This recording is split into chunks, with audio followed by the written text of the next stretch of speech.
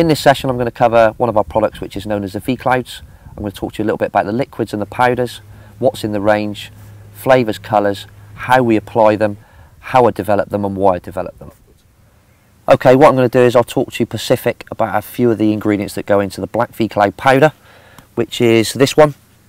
The base of the products are pretty much the same across the whole range. Then there's certain ingredients that are put in there to give it its own flavour and its own package. Obviously the dyes to change the colours. For instance, in the black V-Cloud, which is the mixed fish, we add things like the PDF, which is a pre-digested fish meal, another product called Scotch 70, which is herring meal, and things like GLM, which is the main pellet that goes in there. Very good product, very good attractor, and we do lace this one with the GLM.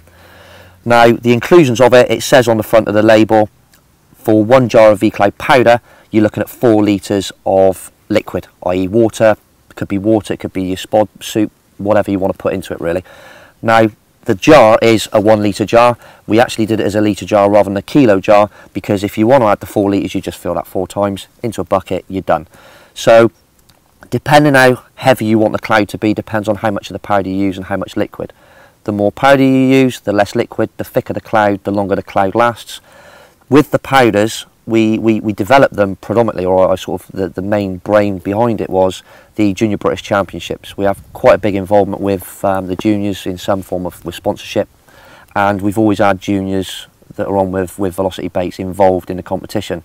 It was a second year, I think, on Brace Nose 1 that a lot of the kids that were on there were fishing Zigs right over the top of their PVA bags.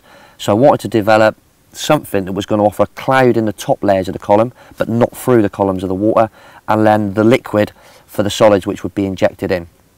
So this is how it was developed pretty much. As we discussed a few moments ago with the black V-Cloud, some of the pellets that are within it, I'm now going to cover the other 4 colours and the 4 flavours that are within the other V-Cloud powders. The first one is the orange fruits.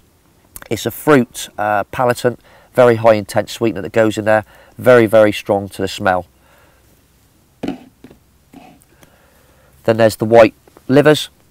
It is what it is. It's liver palatant that goes in there.